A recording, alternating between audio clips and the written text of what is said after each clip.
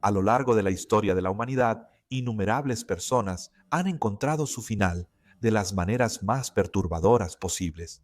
Sin embargo, algunos ejemplos destacan, probablemente por la crueldad, lo ingenioso o la forma dolorosa de su muerte. En el video de hoy veremos tres de los casos más perturbadores de cómo alguien puede abandonar este mundo. Comenzaremos con el caso de Georg Doha, líder de una rebelión campesina en el siglo XVI en Hungría.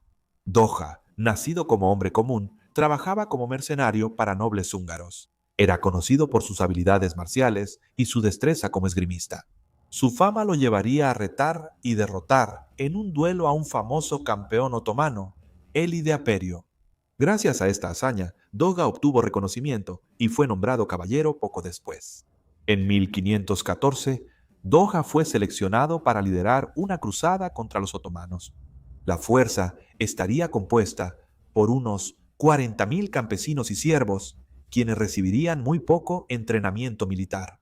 Además, estos hombres no recibieron alimentos ni ropa, y sus terratenientes esperaban que aún así recogieran las cosechas. Sin liderazgo de los nobles húngaros, Doya siguió reclutando campesinos, no para luchar contra los otomanos, sino contra el rey húngaro, presentado como pro-otomano en secreto.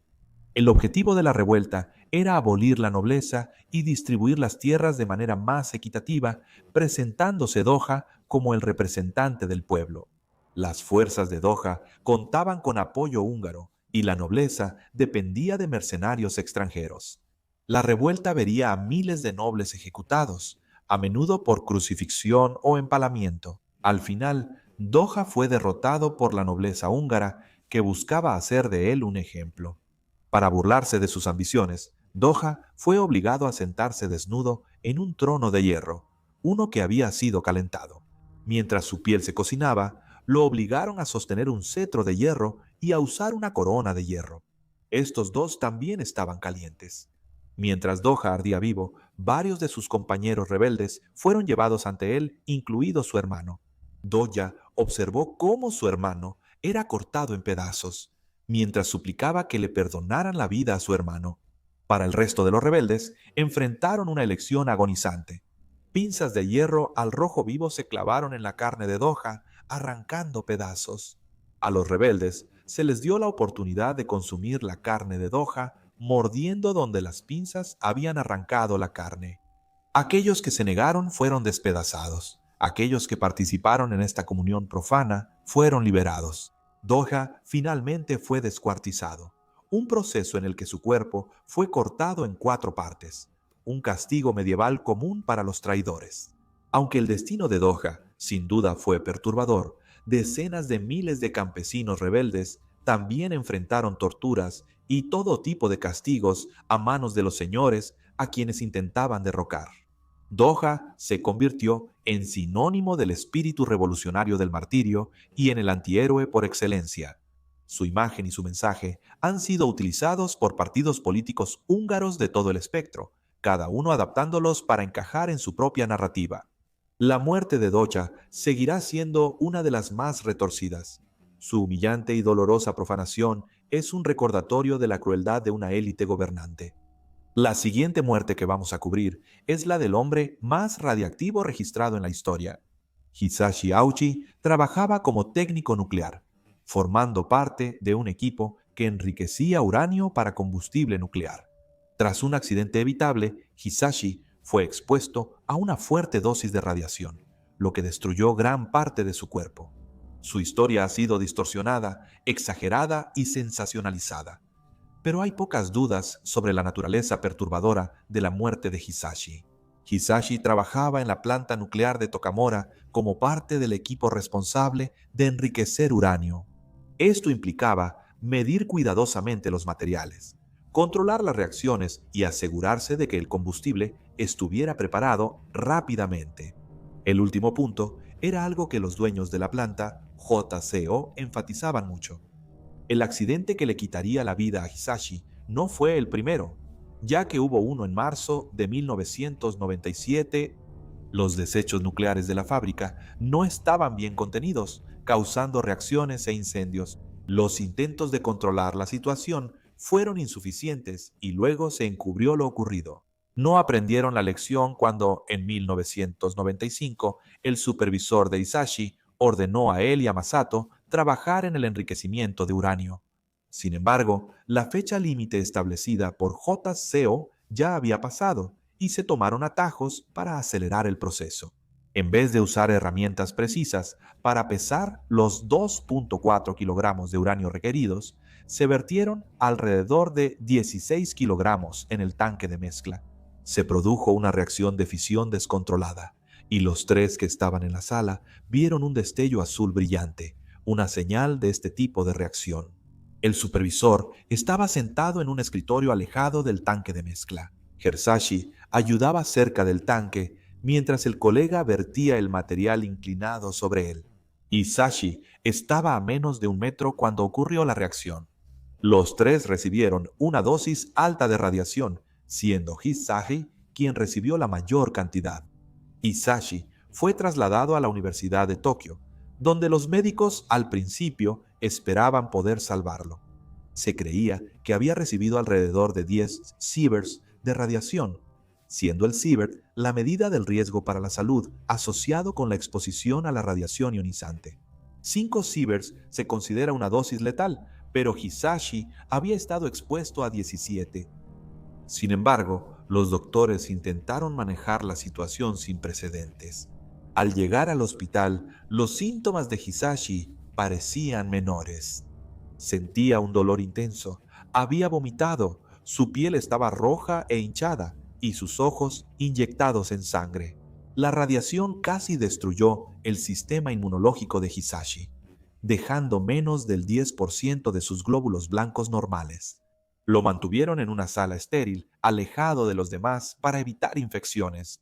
Al examinar su médula ósea, descubrieron que los cromosomas de Hisashi estaban fragmentados en más de 60 partes, lo que impedía a su cuerpo crear nuevas células. Su hermana se ofreció como donante de células madre, esperando que su cuerpo generara nuevas células. Se probaron varios tratamientos contra el cáncer para el bajo conteo de glóbulos blancos, pero Hisashi estaba tan irradiado que las células nuevas no duraban. Cualquier señal de mejoría pronto era seguida por el deterioro de la salud de Hisashi. La piel de Hisashi comenzó a ampollarse y se desprendía con el más mínimo roce, a menudo despegándose cuando se retiraban las vendas o la gasa. Hisashi necesitaría muchos injertos de piel y hasta 10 transfusiones de sangre al día, ya que su sangre simplemente no podía producir la suya propia. Al final, su capa externa de piel no pudo mantenerse y gran parte de sus fluidos corporales se filtraban. Su cuerpo rechazó los injertos de piel, indicando que pronto habría pocos tratamientos disponibles. Hisashi sufrió un ataque al corazón en el día 59 del tratamiento y fue reanimado. Para el día 81, su familia y médicos coincidieron en que ya no se podía hacer mucho por él. Hisashi, en este punto, no respondía y requería una transfusión de sangre continua, mientras que sus glóbulos blancos sobrevivientes atacaban su propio cuerpo. Después de 83 días, Hisashi falleció tras un ataque al corazón, sin que se hicieran más intentos por salvarle la vida. En ocasiones, Hisashi deseaba morir, pero también quería salir adelante, deseando sobrevivir por su esposa y su hijo pequeño. Los doctores enfrentaron un caso muy difícil e intentaron varios tratamientos para salvar a Hisashi y mantenerlo vivo, hasta que su cuerpo pudiera regenerarse y aceptar las donaciones. Estaban enfrentando una situación que no formaba parte de ningún libro de medicina. Luego está la cuestión de la ley sobre la eutanasia y otros temas que van mucho más allá del alcance de este canal, los cuales influyeron en si el tratamiento podía ser suspendido o no. No era un caso claro de crueldad contra esperanza solo por tener esperanza. Sobre la empresa que opera la instalación se reveló mucho.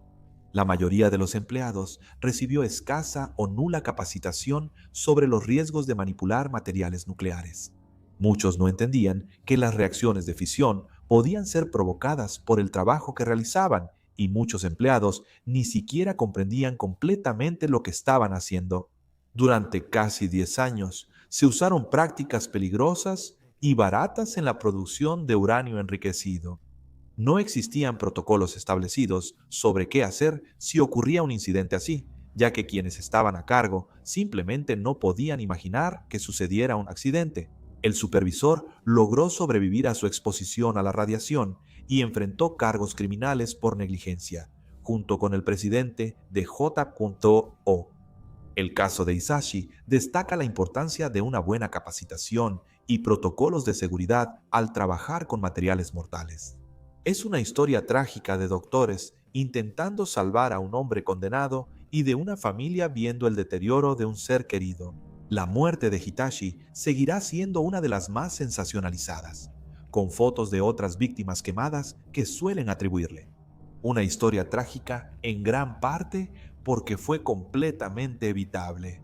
El último ejemplo es el de Vladimir Komarov, un piloto soviético, ingeniero aeroespacial y cosmonauta. Algunos de ustedes sin duda habrán visto la imagen espeluznante de los restos de Komarov después de un desafortunado vuelo espacial.